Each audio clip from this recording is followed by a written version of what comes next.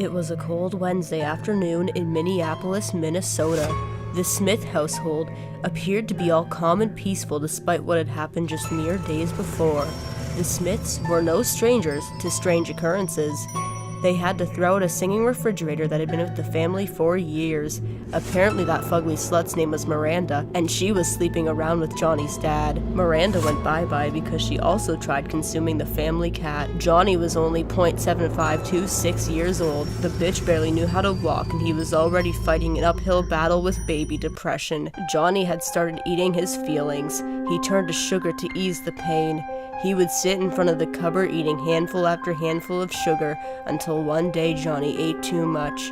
Johnny's mom walked in on Johnny having a fit. The kid was having a complete and total loss of brain cells. He went from wall to wall, spastically spinning like an 8-year-old's fidget spinner. Mama Johnny realized that he needed medical attention and stat. She quickly went to go get Papa. He never liked anyone disturbing him during his alone time. There had only been 2 rules in the house. Don't go into Daddy's room, and don't look at Daddy's computer. Papa had been upset that his wife had barged in on him while he was working on his My Little Pony animations. His wife was speaking nonsense, but nonetheless, he decided to go check on their child. He was completely horrified to see Johnny laying on the floor, foaming from the mouth.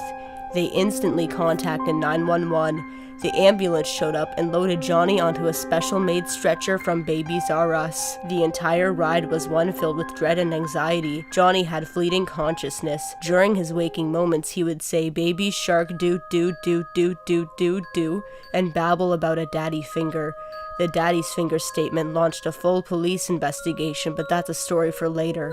Johnny ended up receiving the proper medical attention he needed. 2 weeks later, Johnny was being a sad little infant again. He was sitting in the corner of his room opening surprise eggs. Instead of getting a Paw Patrol toy, he ended up getting the limited edition Superman blow-up doll. This frivolous item was of no interest to Johnny, so he did what all infants do when they don't like something. He curled up into a ball and began rolling out of his room and down the staircase towards the kitchen. You know what this bitch was about to do. Johnny slithered into the cupboard and stuck his whole ass chubby fingers into the sugar. Papa John could sniff this shit out from a mile away and was already disappointed. He skedaddled into the kitchen so he could go teach his ungrateful lump of a son how to have some human decency. He stood behind Johnny and looked down at the small child. Johnny was ass deep in the sugar, and then he felt his father's cold presence behind him. He leaped out of the sugar and slowly turned around. Johnny. Johnny looked up at his father and glared. "Yes, Papa." Eating sugar. "No, Papa." Telling lies. A thought crossed Johnny's father's mind. Could his son, for once, just maybe tell the truth? Was his fatherly teaching paying off? Has Johnny matured at all? Or is he still a little shit? Johnny interrupted his father's statements with a bold, babbly, "No, Papa." Johnny's father was so furious that he demanded that Johnny open his damn mouth. The child opened his mouth and tons of sugar just poured out of it. It was surprising that the kid didn't die. Johnny didn't want his little baby asshole getting spanked again, so he shit his diaper with rage. He shit himself so hard that he was launched towards his father's face at tremendous speeds. He then began trying to consume his dad's face. He whipped Johnny off of him and across the room onto the table. He looked at the bag of sugar and realized that the bag was far different. This wasn't sugar, this was Coke. He immediately called 911 and blamed his wife for giving the child drugs. She didn't receive a fair trial. As soon as the jury received word that she operated a kids' toy channel, she was found guilty and she got the spicy electric chair treatment. Ho had it coming. Now Papa John lived all alone with his demonic child, and quite frankly, he was terrified.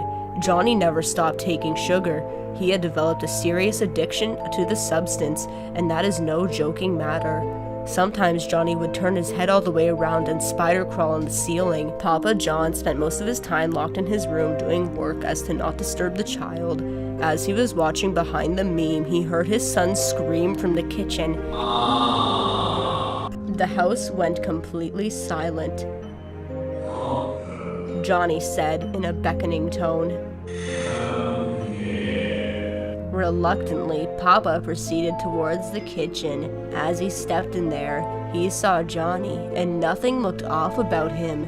Well, at least at first glance. Something seemed different about his eyes, though, as if there was something different deep down, as if the child in front of him was wearing a mask. Papa. Yes, Johnny? Johnny grabbed a huge tub of sugar from behind him and opened the lid. Would you like to eat sugar? No, Johnny. Telling lies? No, Johnny. Johnny began to lift the tub of sugar above his head and walked closer to his father, examining him. Open your mouth. Before Papa could say a word, Johnny kicked his father in the pee-pee hole and made him bow before him. He groaned as he was in agonizing pain.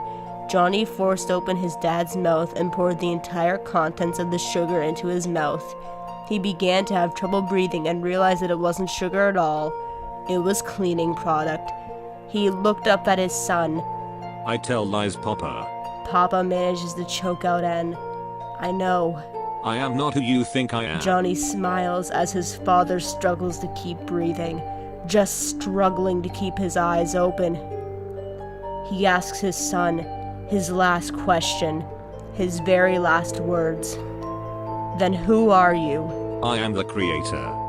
I am the one who chooses who lives and dies. I create the story that so many blindly follow. I am the dark entity working behind the scenes of everything you know. I strip people of their individuality. I penetrate the minds of the youth. I have taken over the online platform and you just happen to be someone who stood in my way. I am the YouTube toy channel that you all know and love to fear. And ultimately, I am your demise.